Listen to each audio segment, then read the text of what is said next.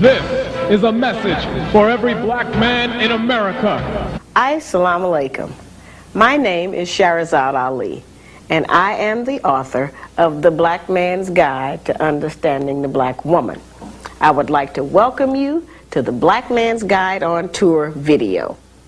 I have produced this video so that black people all over the country could sit back in the privacy of their own homes and find out what it is that I have been trying to say, what my message actually consists of, without the interruption of television talk shows, radio interviews, and newspaper book reviews. I would like you to try to be objective, try to hear what I'm trying to say, and enjoy it. I want you to find out about the lecture, the controversy, the truth, and the excitement of the Black Man's Guide to Understanding the Black Woman. Look at me. I'm the black man. Me and my woman are lost, traveling in a strange land. I'm having it hard, and my future looks bland. And no, I don't expect you to understand. I'm doing bad for all to see. But all this universe belongs to me. And I plan to get on the right track as soon as I get my woman back.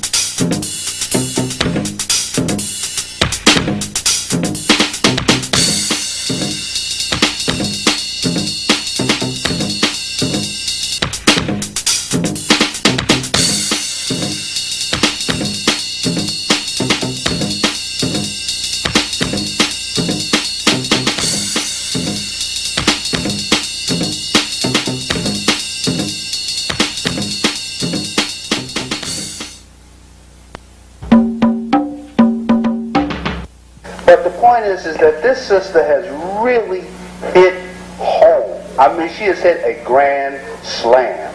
And for my own personal self, I can say that since I've read this book, and I've read it 3 times in 2 days, okay, so you know I was doing some reading.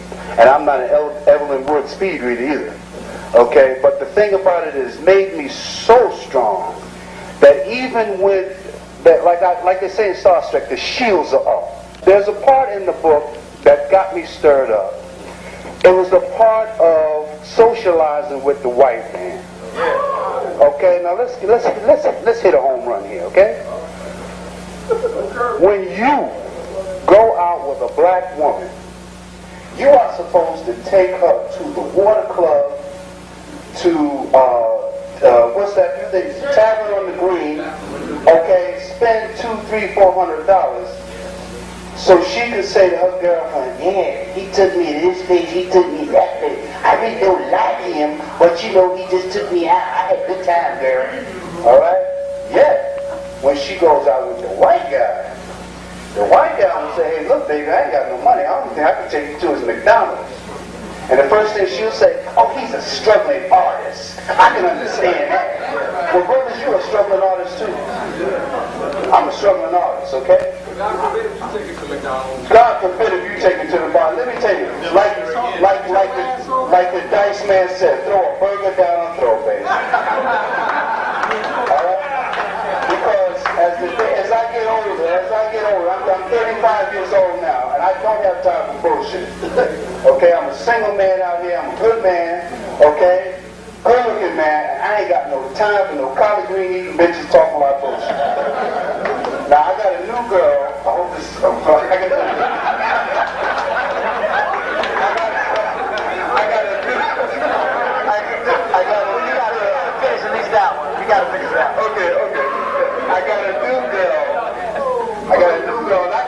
today, and I said, look, I'm going up to see the brothers up at the Black Man's thing. We're talking about the book. She said, I don't know what you're going up there for. I said, I'm going up there for training. Okay? Now, first of all, you know what she calls me now? Captain Kirk. I have read the book from back to front. It confirmed everything that I've always known. I don't have any argument with the type of sister who's described in this book. After analyzing her nature deeply, I have come to realize that she is, the woman who is described in this book is evolutionarily superior to any other black woman who has ever been created in America thus far, and this is why. The black woman in America has a secret agenda that the black man is not even aware of. All right? Her experience in slavery has produced a creature that has yet to be produced because of what she went through. Being kidnapped from her children in Africa, her father, her mother, her people, raped, chained, stripped naked, bought and sold, watching her people, her baby snatched from her, sold from plantation to plantation, in many instances branded, in many instances forced to have sex with big white brutes when she was only 9 and 10 years old, has evolutionarily produced an individual that has never existed on earth before. She has made a pact with herself that never again will this happen. And in her designing and planning and scheming through 400 years of suffering under white people, she has developed a system to destroy this country that is so sophisticated that the black man can't even see it. First of all, I like to say, thank God Almighty for this sister for writing this book. For the simple reason, the impression I got from the book is this. She did not say it's all black women's fault, because you know you got a lot of bad black men. It's just that a lot of black women think that they're infallible or perfect, and that's not the case at all. I'm glad she points, and the thing about it, with this book, you ever notice it's only decent black men that face this kind of treatment from bad black women. How can so many black women be hurt by this book, be so enraged over it, and there's no truth in it? You know, if there's no truth, why are you so enraged? If you're not in it, you don't know nobody in it, what's all the excitement? If you write me a book and say, I saw a man with 4 heads walking down the street, you know, hey, that don't apply to nothing I know about. I don't even pick up the book. You know, but now if it's the truth and it's touching you, and maybe it's uncovering you, or maybe it's giving your old man a chance to peep at you, then maybe you want to close that mouth up. You know, seem like to me the ones who's complaining are the most out of control women I have ever seen. And they say they're not out of control. You watch them on TV, watch how they attack their sister. I mean, some of them are sitting there, great big one, they sit right next to her like, you know, well, I don't agree with you. Boy, like they ready, like somebody set them up there to jump on the sister. They did. You know? Now, why would you do things like that if it's not true? You're showing you out of control. You're showing you just like she described from page 1. The ones like that's from page 1 through the whole book. You know, I don't discuss my personal life a lot because of this project is so controversial, and I know that people are looking for ways to try to criticize me because they think that as a result of writing The Black Man's Guide to Understanding Black Women, that I'm trying to set myself up as being the perfect model and that I'm telling everyone, you know, well, I have it all straightened out, you should listen to me. I wouldn't have any reason to come out here and go through this kind of abuse and attack that I have to go through in order to try to reunite the black man and the black woman in America based on somebody else's appeal or suggestion or anything else. See, this is a painful process, but the digestive process is threefold. You have to first take the medicine in.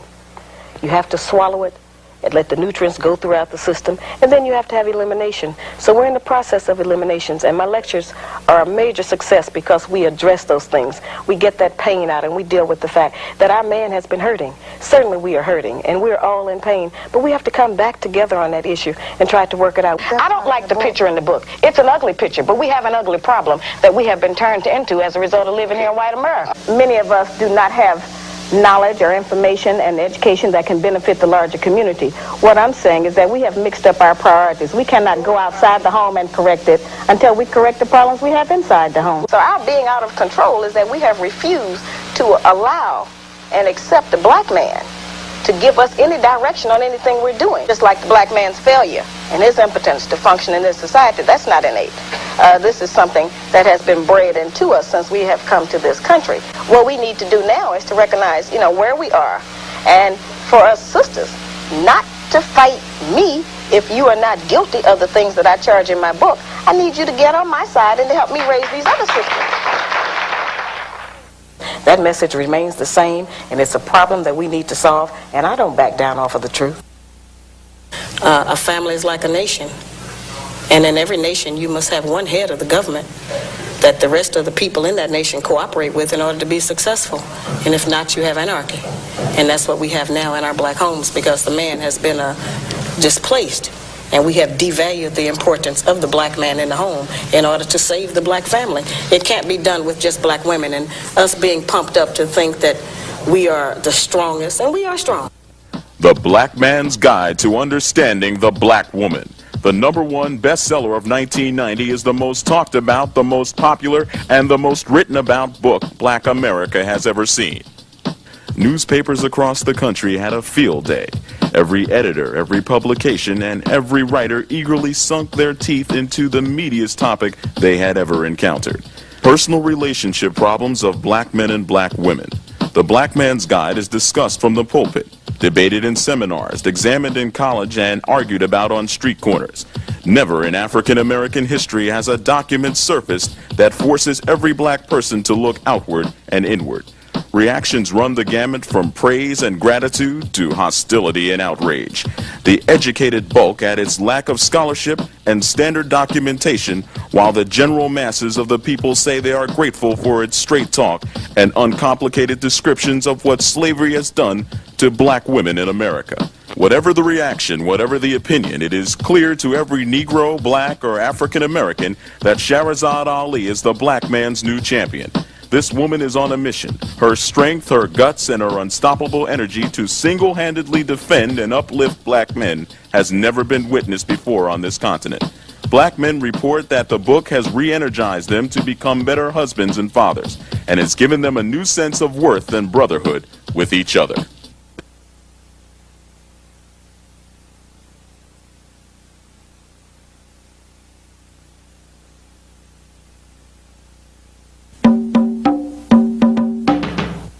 Let's meet the little tornado who started it all. My brothers and sisters, let us welcome Sister Shahrazad Ali.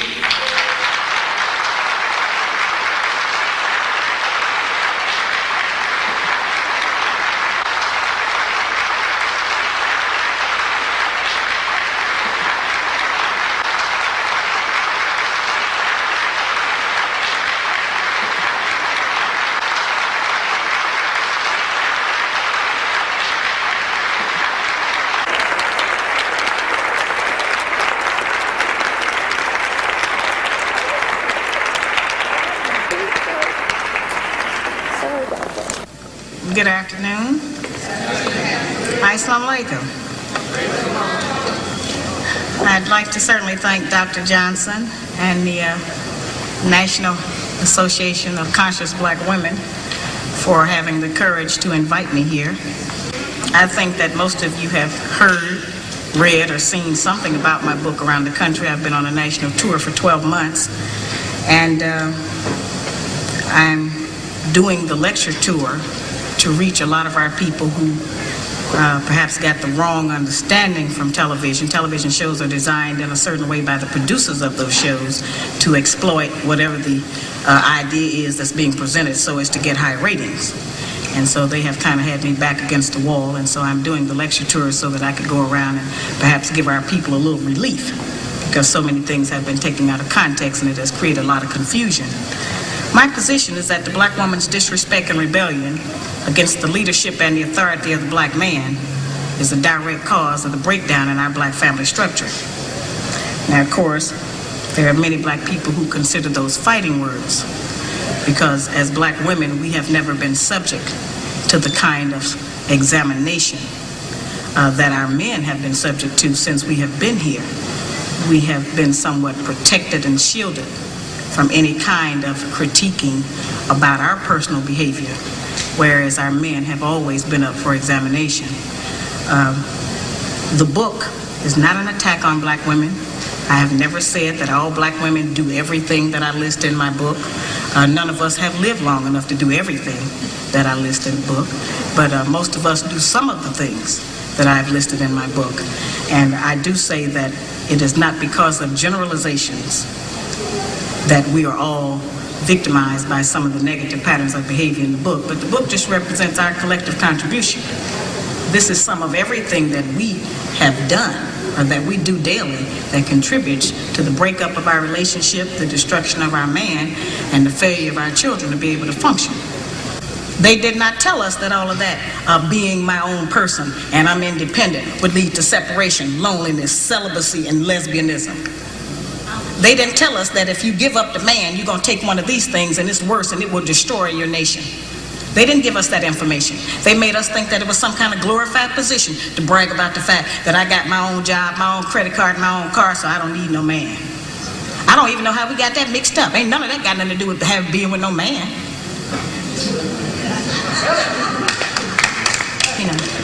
We have some serious relationship problems that nobody has been able to address us on, because everybody wants to pretend that this is not going on.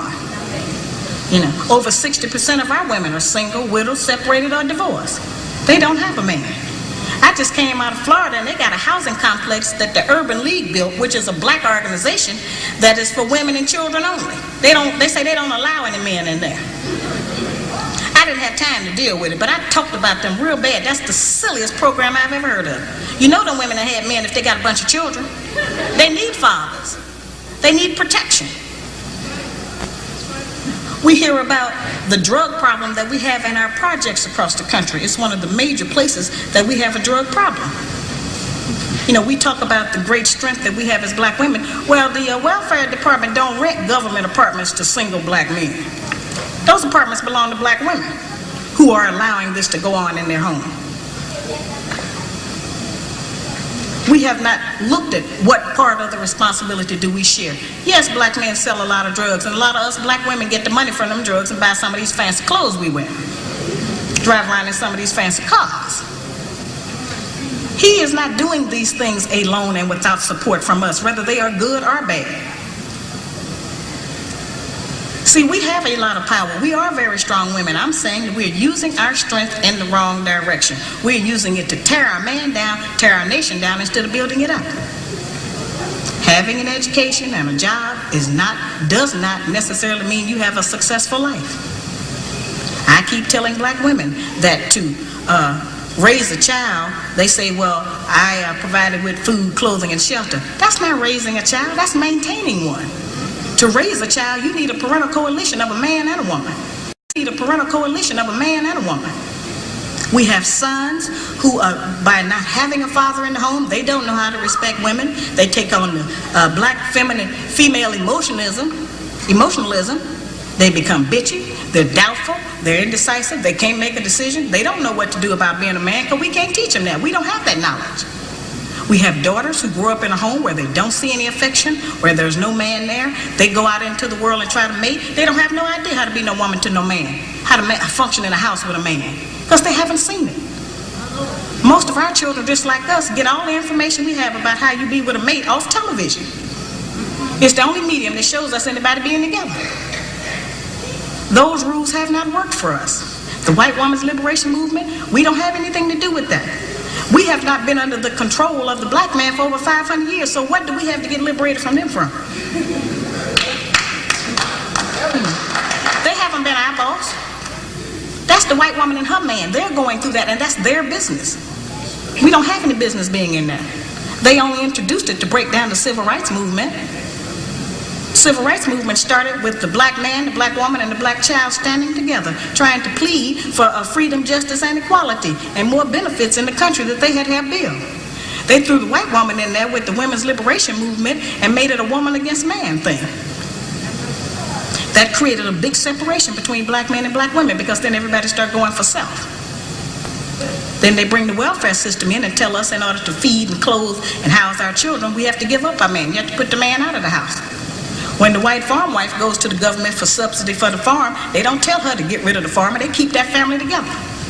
But in the black community, they make it a requirement, because they want to keep endorsing into the black community that the black man is no good, and that he is not deserving of respect, he is not deserving of us letting him give us any protection or instruction, and that we are better than them. The major responsibility that the black woman has had on the earth for the trillions of years that we have been here has been one of nutrition and birthing children.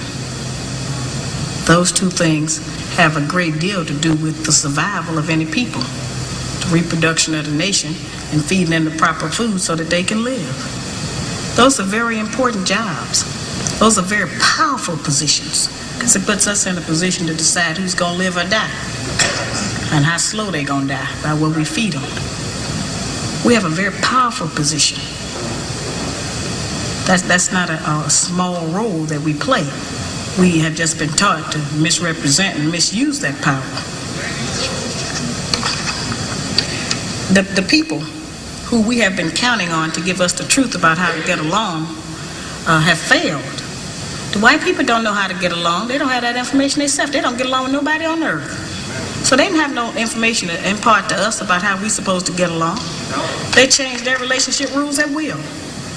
We have, tons of black children around this country that I hear from who have grown up traumatized by the fact that they were referred to as the outside child.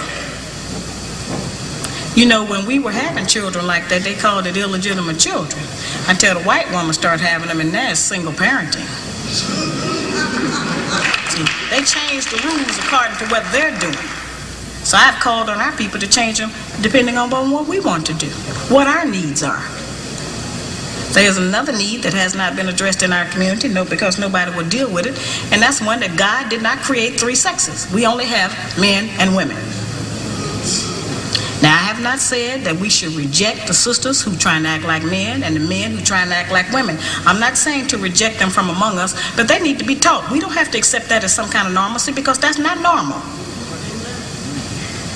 But because now the white people are practicing that, when we were doing it, we were punks and faggots. Now that they're doing it, now it's an alternative lifestyle.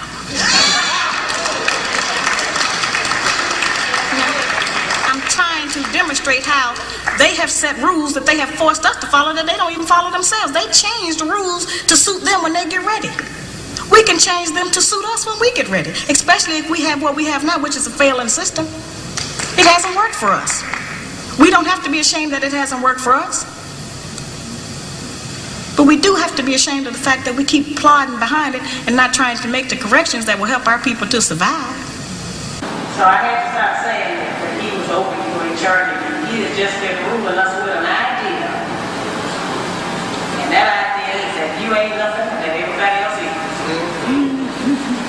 So come up out of that idea this year. Sisters don't have any idea what it can be like for us to have 15, 20 million black men walking around in America feeling good about themselves.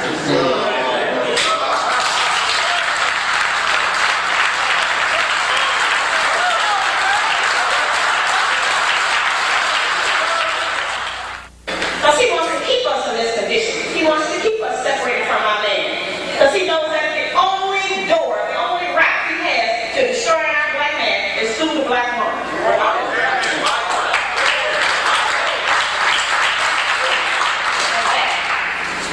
Doesn't matter what the woman's educational background is. In fact, we have proven that the more education we get, the more ignorant we get in front of our neighbors.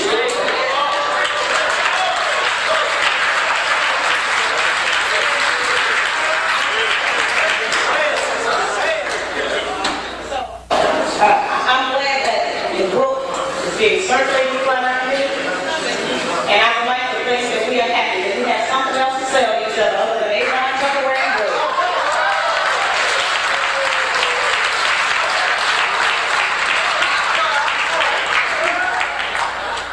Sometimes these words sound like that I'm saying that now you ought to go home and bow down on your knees to your man or become subjugated or submit. You know, we have a real hard time with that word submit.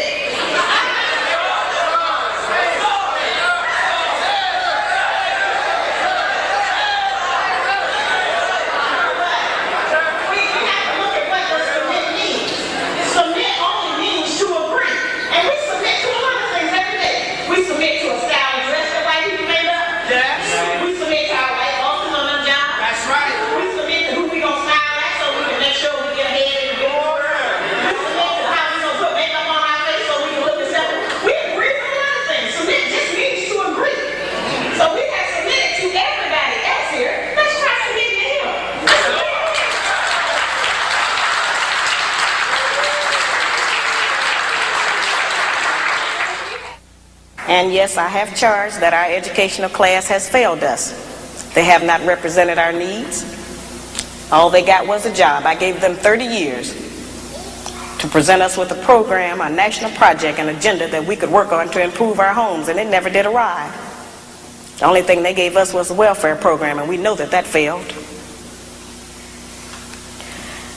The reason that I wrote the book, certainly, which is a classic question that I'm asked all over the country, I wrote the book because we represent the missing link as black women.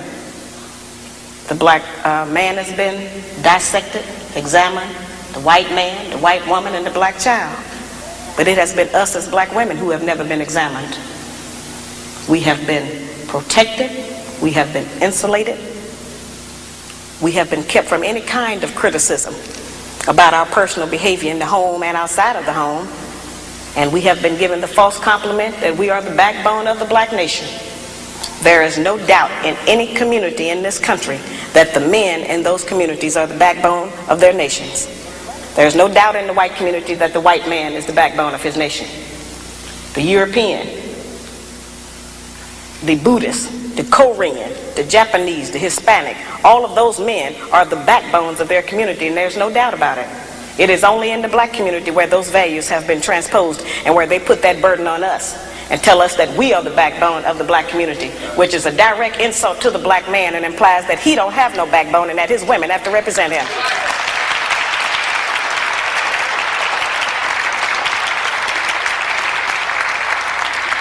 It's a heavy burden. It's one we are tired of carrying, and it is one that is not true. I remind people all the time that God did not make the white man, the white woman, the black woman, and then the black man. He made the black man first, and he created all of the rest of the people after him.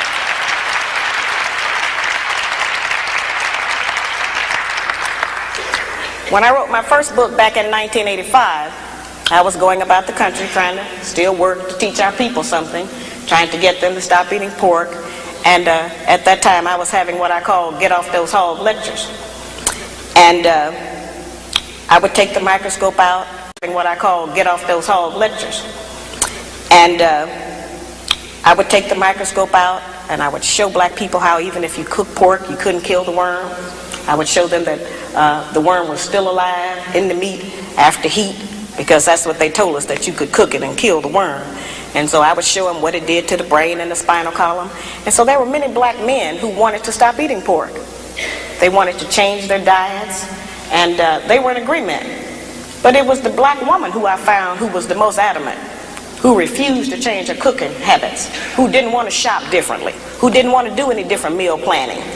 And so I say, well now, if we are refusing to provide the black man with the proper physical food when we know food is what sustains life, then what else are we keeping from him? What else are we doing to destroy our men? To destroy our families because we don't know any better, or because we're too lazy, or because nobody has ever called on us to repent. And so then that led me to the study. And so as I was going along, initially I was keeping up with names and addresses and all of those things for that so-called research that they talk about. And then I found out that we didn't have a control group. There was not one set of Negroes that I could point at and say, well, these particular Negroes over here, they didn't suffer from the psychological trauma of slavery, so we don't have to deal with that. I found out that all of us had the same problems, and that we were not as different as we think we are. We are all doing the same things. We're all practicing the same patterns of behavior. A pattern is something that people follow because they think it's the right way to go. We have been doing it and approving that behavior between each other because we think, well, this is just how you do it. We have not represented our own ideas. We have not had anyone to represent our own ideas to us. The only place we have learned about how to be a woman or how a man is to be a man is on television. We haven't had that kind of a chance to study ourselves. The white woman has been the only woman we have had an opportunity to study every day of our life. On television, in every magazine we ever picked up, in every newspaper, on every radio. She's been the only model we have had. And if we think that that's not important, then we need to, look at that again. We have studied that, and we have made up and came up with requirements that the white people have set for us for our man. And if he cannot come up to those requirements, then we have decided that he is impotent and unable to be our man because he's disqualified, because he does not qualify by the standards that the white people have set up. We think a good, successful relationship is one where everything goes our way. The first time it stops going our way, then we got a serious problem. We want our man to do everything we tell him to do, but we don't want to do anything he tells us to do.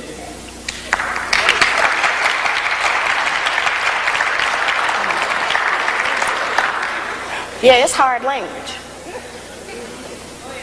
And all of our so-called educated class together have never come up with an agenda that brought the people together to try to improve their condition like the Black Man's Guide. Not a one of them have ever had a program that got all of the black people talking, got all of them out. Made everybody decide to make a comment whether they wanted to or not. People are compelled to testify all over the country. I can't walk the street.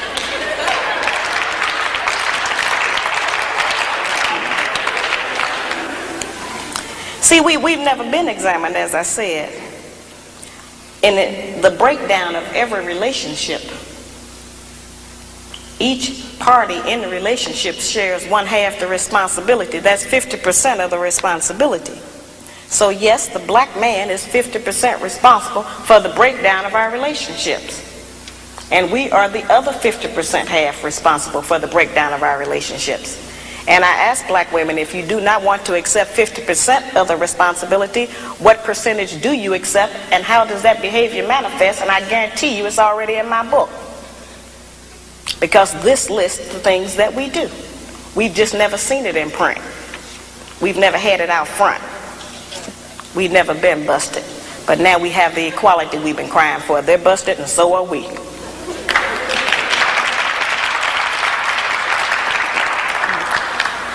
I teach that slavery tampered with nature. When I say that slavery tampered with nature, I mean that a major rite of passage for every male mammal is to provide and protect for a female and her young. Now certainly we know that the black man has been denied that opportunity. He has not been allowed to qualify to protect his woman or provide for them.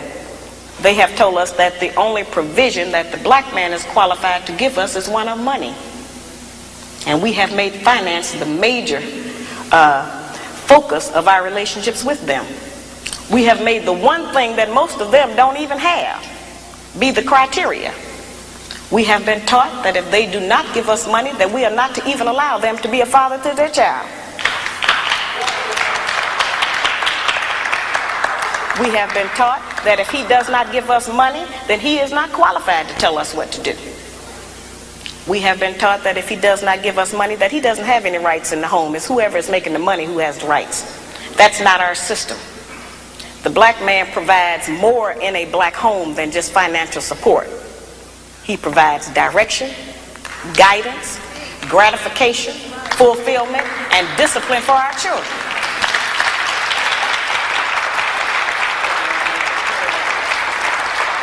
Those are the principles that are missing in our home today, which is why our children are savage in the streets. We see those children out there sometimes acting wild and uncivilized and disrespectful because they don't respect anyone, because we didn't teach them any respect. We didn't know how. And a lot of times we look at them and we say, yeah, they're out there doing this, and we act like that they dropped down out of the sky. But those are our children. We birthed them up out of our womb. They belong to us. And we are responsible for them. And for every child that's out there out of control, disrespectful, ignorant, and uneducated, they have a black mother somewhere who failed to do her job, and a black father who failed to do his. It is not the responsibility of the American government to raise our children. It is not the responsibility of the American government to support our women. And it certainly is not the responsibility of the American government to hold our man down.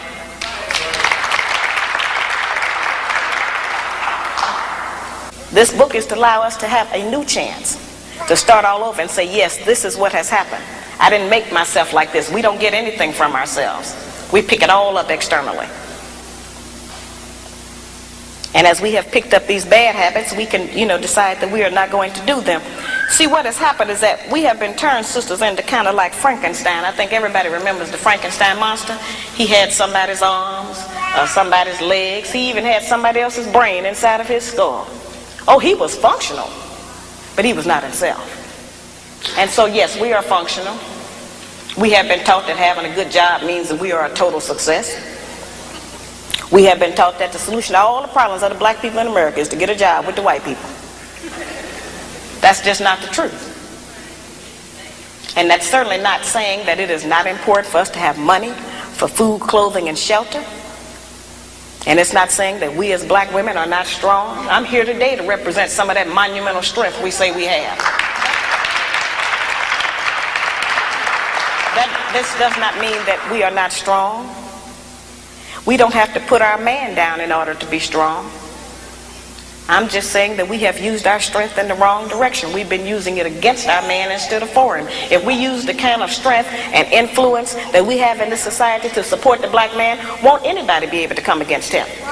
But every man is judged by his woman, and if his woman say he ain't nothing, then the whole world believes he ain't nothing.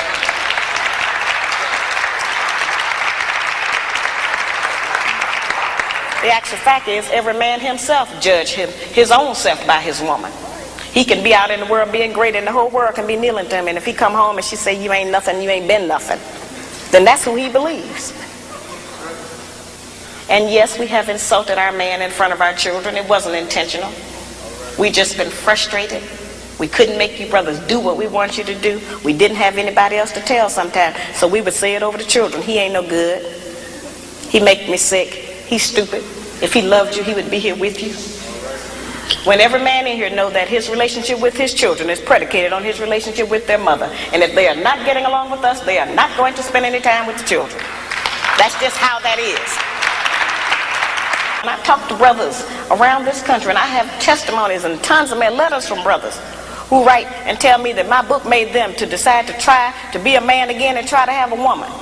Now, if you think that's not an important work, I got black men who write me and say, you have made me decide not to have another white woman. I'm going to try to get back with the sisters and try them one more time.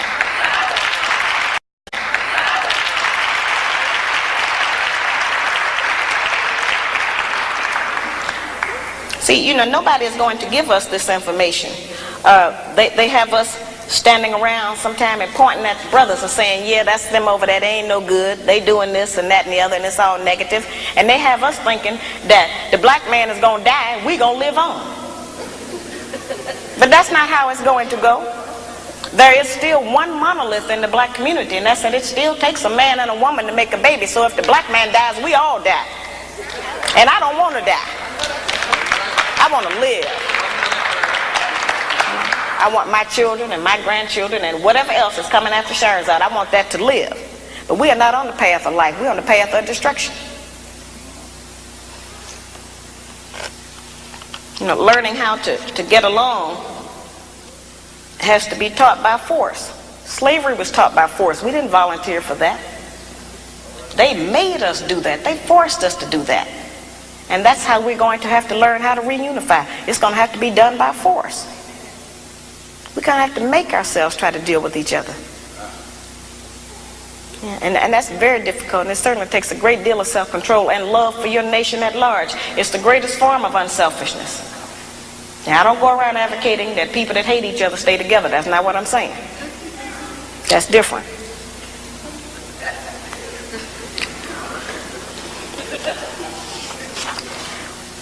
We can't solve a problem or get to a solution about a problem that we refuse to acknowledge that we have. We don't have to be ashamed that we have a problem. We don't have to be ashamed to know that it is related to slavery, because all of our problems are related to slavery. And I know that that seems to be some old hat issue, and everybody want me to stop talking about that. Nobody would tell the Japanese woman to forget about the fact that during World War II, the white man interned her family, took all of their personal possessions. Nobody would tell her to forget about that. Nobody would tell the Indian woman, forget about the fact that the white man came over here and took your country and put you and your babies out on the reservation. And nobody would dare to tell the Jewish woman to forget about the Holocaust, so why I got to forget about slavery?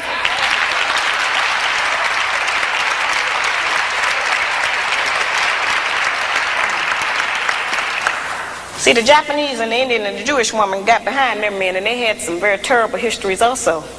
But because they got behind their men and supported them and worked with them, those people are successful today. They own property, they have businesses, they got great land here and abroad. You know, they have stocks, bonds, whatever America has to offer, they own part of that. They are in a position to make decisions because they have some ownership. It's only been the black man and the black woman who didn't reunite after a terrible time. And so today we are splintered. We don't have very much. We practice envy and jealousy. You know, they taught us a lot of bad habits that we practice against each other. If we practice everything we practice against each other against the white man, they'd have been killed out of America. Most of that stuff we reserve for our own kind. And that's wrong. We have had that rumor that we are the backbone of the black nation because it has served to make us think we were better than the black man. We have walked around and wore that as some kind of a sacred garment. And our men have had to struggle up under the already preconceived notion that they wasn't no good. We have always heard that the black man leaves us. He walks out on us. He don't love his children. He won't take care of his family. He beat his women. He do a lot of horrible things. This book goes back to try to examine what are some of the possible contributing causes. What happened before he left? What happened? Something happened. The black man is just not bad by nature. The brothers love their children as much as any other man. Every man loves his baby. They keep wanting to tell us that our man don't even love his children.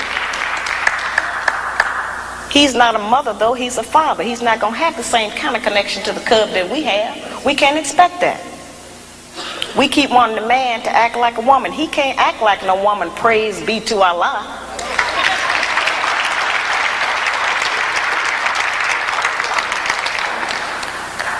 I wrote the book so that the brothers would understand what's going on, because most of what we charge them with is that he can't, quote, handle us. He can't handle me. They haven't known what they were handling. They didn't have that information.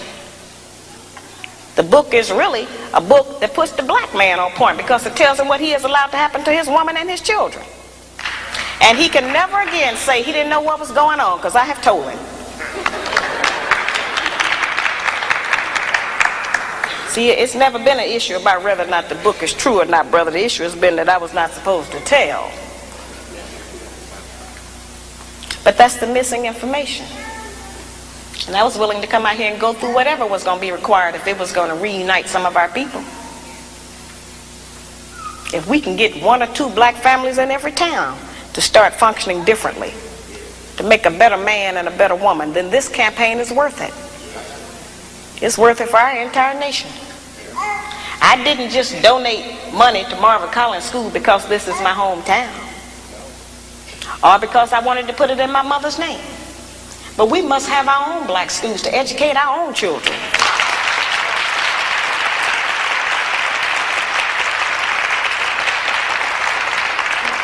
We have to educate our own children. If it's in a closet, I would rather support them to have my own kind, trying to teach my own kind, than sending them out there into the white people's school and let them tell them all kind of nonsense that they want to.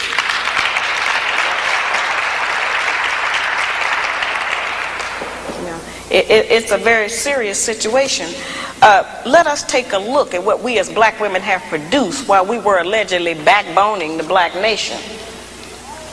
1 in every 4 black males between the age of 20 and 29 is in prison, on parole, been arrested, or had some bump with the law. Over 50% of our prison population is black, male, growing, and female. We have more black men in prison than in college. 6 out of every 10 black men between the ages of 15 and 44 are unemployed, in jail, got some disease, homosexual, on drugs. 73% of all the black men in prison were raised by a single black woman in a home with no man. 80% of that 73% suffered child abuse in the home, victimized by the mother. 1/3 of our children drop out of school before they graduate. Over 60% of our households are headed by black women who are single, divorced, separated, or widowed. Yeah, we got a serious problem. And only God knows how many of our black babies we have killed through abortion. I don't think that's something I think that's something the black man will never understand, how we kill that life in our womb because we decide we don't feel like taking care of it. It's too much of a hassle. Or we change our mind about how we feel about the man. So we have been in a very, very powerful position. We can make heaven or hell for the man, and we can decide who's going to live and die. That is a great woman, I agree. But we are in a very prestigious position. We are the wives of man who was the first man that God chose to be on the earth. That's a very great position. The most valued and the strongest man on the earth that everybody's trying to use for something. He's the most durable. He's the most persistent. He's the most determined. The black man is not wrong because he does not do what white America wants him to do. And he's not wrong because he don't do what we want him to do. We don't know everything to do ourselves. We're learning a lot of what we think that we're supposed to do through recommendation and chance. Passing information among each other. Sharing secrets that'll help us to trick him, to keep him confused. We do things in front of his face, and we have learned how to convince him that he didn't even see that happen.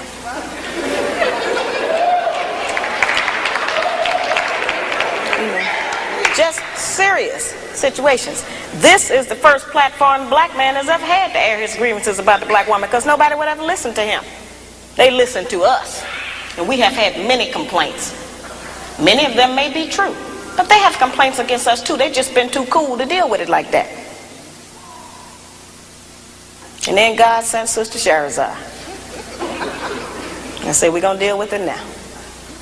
History can't be complete without dealing with it. We cannot let the history live and die and record that we were all right and they were all wrong, because that's just not the way it is. We are good people, but we are both going to be a good people. And I hear all wrong, because that's just not the way it is. We are good people, but we are both going to be a good people. And I hear, women around the country tell me, say, well, you have insulted black womanhood. And now anybody from any foreign country or anybody who picks your book up is going to think that all black women are like that. That's impossible. Everything I list in the book is visual and audible. You can see it or you can hear it. So if you don't see it or hear it, it ain't there. But if you see it and hear it, which you will, it's present. So there's no danger that somebody's going to look at one of us and think we are doing the things that I describe in the book. Because you can see if somebody's doing that or not. That's not difficult to be able to read a person on that. The book certainly does not give the black man any rights over us in a certain kind of a way, because no man can begin to try to get us together until he look at himself in the book.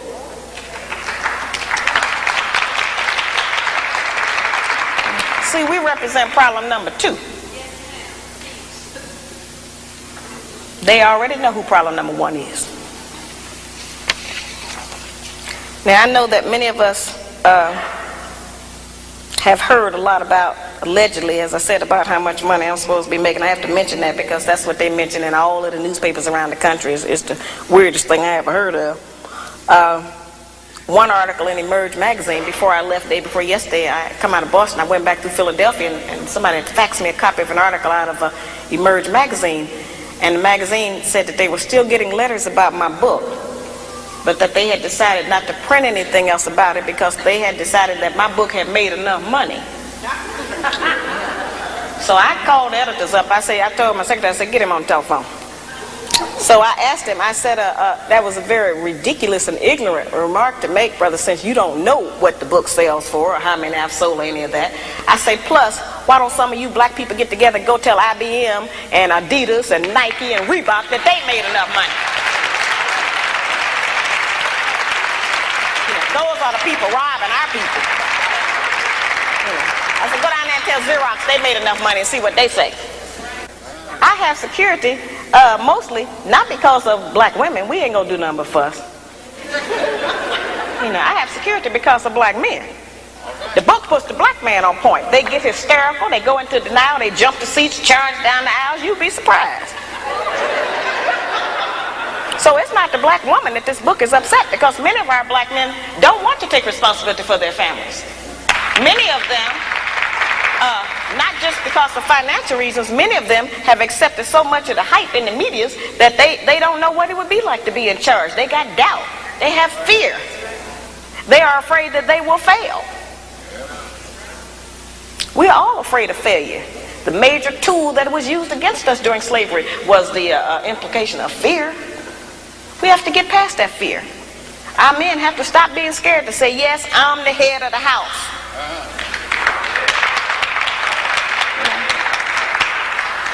They need to know that every woman want to know her limitations with her man. Any woman that can do a man any kind of way and have her way with him and say anything she wants to him, she ain't gonna want him in a minute.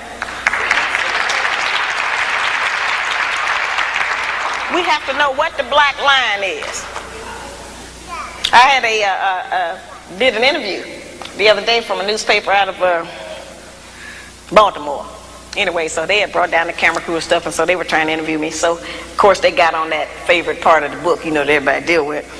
And so he asked me, I haven't been slapped in the mouth. So I told him, I say, well, this book is not an autobiography, first of all. I said, and secondly, I said, I don't get that far out of control. I say, since that's how it's described, it's very easy to keep that from happening. Just don't do that. So I said, I don't do that. I don't talk like that. I said, I can tell by his tone of voice when it's time to stop talking.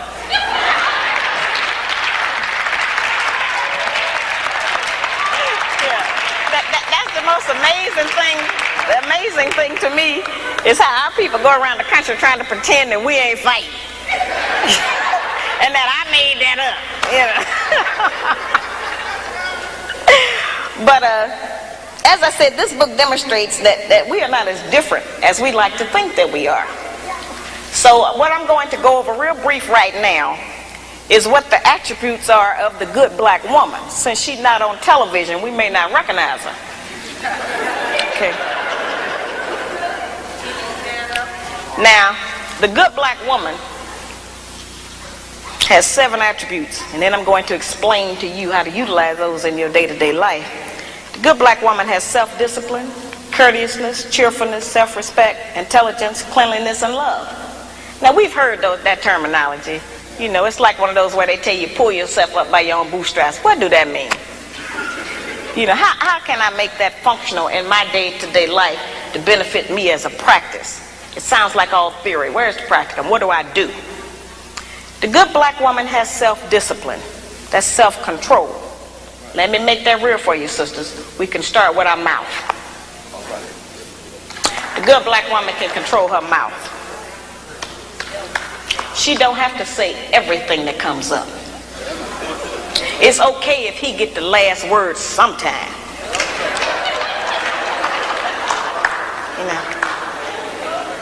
She don't cuss in public.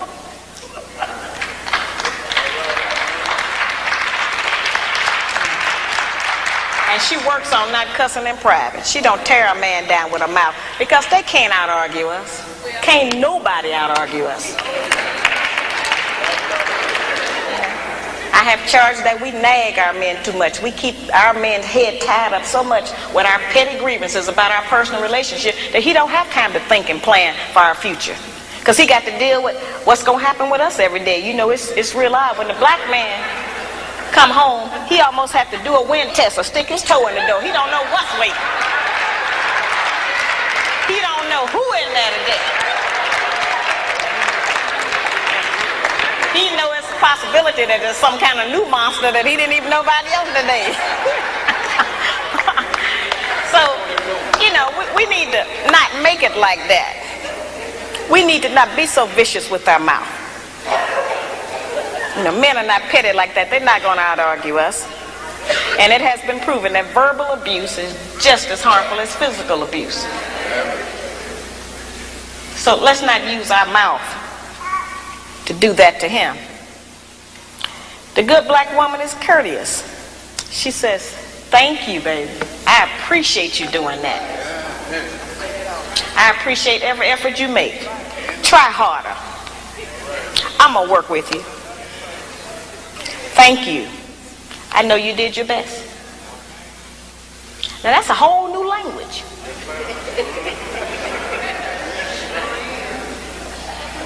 But just to say that during the course of the day, every day, with the man that you're trying to be with or want to be with, will make our life easier. We can't get it if we don't give it. We keep wanting them to give us and do something for us that we refuse to do and give to them.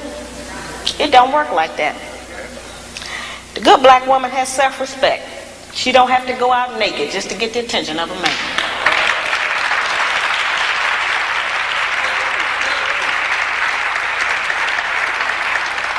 I have sisters all over the country, and they come up to me after the lectures, and they'll be talking to me, and they'll say, well, you know, all he think about is sex. All he think about is my body. I say, why don't you show him something else? And then here's the really good one. They'll come up and they'll have on a weave. They have on false eyelashes, another whole face, false fingernails, and all of that. And then they'll say, but I'm looking for a real man.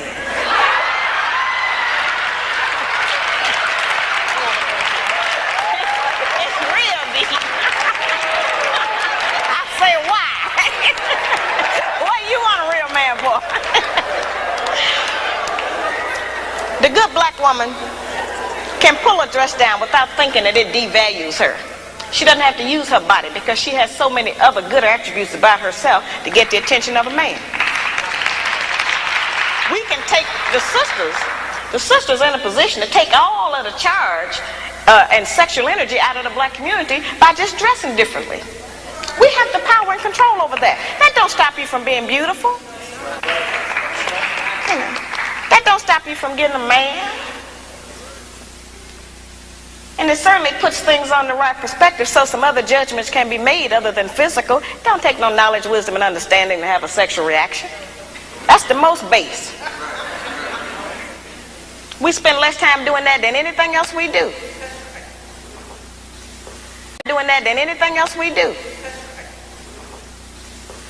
So, you know, that doesn't always have to be the forefront issue. We know we are capable of that.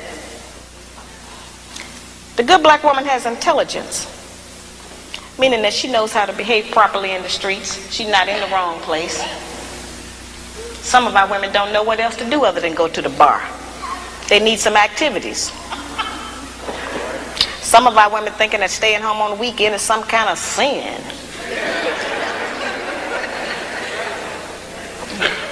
Some of our women think that if they don't have a new outfit to wear every day, that they're going to self-destruct. You know, we have a lot of just that kind of nonsense going. Every time we buy new outfits and clothes or whatever, all we're doing is sending money out of our community. We don't own no clothing stores. If the white man closed the shoe factory, we'd all be here barefooted tonight. We don't own no shoe factories. You know, very base things that we don't own, that we put our money into and demand we have to have them. A lot of times our men look at us and know that he ain't never going to be able to make enough money to give us all of the things we say we want. And don't no man want to be with no woman who he constantly got to deny her the things that she says she wants. But that represents failure to him, to have to always, you know, not be able to provide us with what we ask for. One of the ways we can do that is to start being satisfied with less. You know, the good black woman is clean. Now that's a hard one. The good black woman try to keep the house clean. Good black woman is clean by her own body. You know, a lot of those things we kind of take for granted, but all of our people don't know about that. There are people who are angry with me because I even described the fact that some of us as sisters don't have the proper personal hygiene, as if that don't exist. We have too much falsehood and pretense going about our condition. Everybody that's dressed up ain't clean. You know, that's just the truth. We have to look at our condition in the light of truth. Stop reacting emotionally and pretending that just because we don't want to deal. One of the most difficult things that I deal with out here is trying to teach our people the difference between an actual fact and an opinion. Our people think that they can accept or reject truth based on how they feel about it. Your feelings don't change the truth. The truth is just going to be there. You can feel any kind of way you want to feel about it. Those kind of emotions have kept us from growing. Because anything we don't like, we just reject that and say, well, I don't believe that. That don't mean that it's not the truth. It just makes you a disbeliever. The good black woman practices non-possessive loving. Now, y'all know that's a hard one. Now, envy is wanting what someone else has. And jealousy, of course, is just selfishness. Non-possessive loving is not an easy one for us to practice. And of course, I have a lot of sisters and some brothers who are in disagreement with me saying that. But the actual fact is that our men are outnumbered about 5 to 1. And nature is going to require that the men take responsibility for more than one woman and her children. Most of our men have children by more than one woman anyway. So I don't know why that was such a surprise, allegedly, when I said that. The black man has not been waiting on me to tell him he could have more than one woman. You know, I'm in agreement with the rest of y'all. I don't think he should do that, but I feel like you did. There are some things perhaps about the nature of our man that we have been given some definitions about that are not true. There are some things he can do that we call him a dog. We do not have the same capabilities as a man. I am not talking about fornication and adultery. That's something else. I'm talking about actual responsibility of fatherhood and husbandhood of another family. That's quite different from fornication and adultery. We don't have the same capabilities of them. That's right. A man can have 2 homes, 2 sets of in-laws. He can eat dinner at 2 houses, 2 sets of children, 2 garages, 2 separate sets of friends attached to that woman. He can have all of that. We can't do that. We can't cook dinner at 2 houses. We can't sleep with one man 4 nights a week and another one 3. Ain't no man gonna agree with that. We can't have one set of children we leave in one place and go and stay in another place and take care of another set. It doesn't work for us. Now that does not mean that we can't have sex with more than one man. That's not what I'm talking about. I'm talking about just taking responsibility for your children. Now certainly every man can't take financial responsibility for all of his children. He can do something. But a man who is spending time with a child is going to do something for it. Because then they'll find out what we have since we've been taking care of them by ourselves. You don't like to always say, no, I can't do it. No, I ain't got it. So the children will make you get it up. You spend some time with it. You know, that's an important thing. The effectiveness of the principles that I just described, their usefulness has not diminished just because modern opinion has changed about them. There is not a black man in this room who does not still enjoy it if his woman bake him a cake. Well, our young daughters are being raised and taught that that's old style and that's out of fashion. We are not making those rules. Somebody else is, and they're imposing them on us and making us think that we have to qualify under them.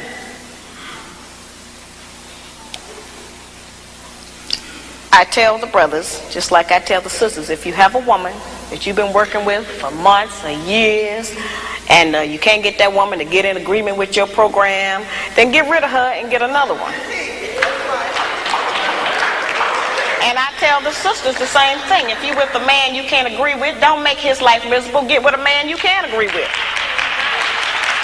But we spend too much time living in hell with each other. We spend too much time tearing each other down, trying to make the other person do different or function different. If you want somebody to change, first change yourself. We set the example. We are the teacher. We are the mother. We set the example. I know how difficult some of this has been. It's equally difficult for me. I'm still studying myself, trying to learn how to be a better wife, a better mother, a better sister, a better friend. But if we let these ideas go that don't belong to us anyway, we can get our man back. As I said, you have survived all of this history. You got to be strong. You represent strength. You're the only man that God gave us, and I want you. And I want to apologize for how badly we have treated you, and how you have been mistreated, and how we have allowed everyone to come against you. I'm sorry about that. And I want to assure you that I'm going to dedicate the rest of my life to trying to put you back on top in the place where you belong.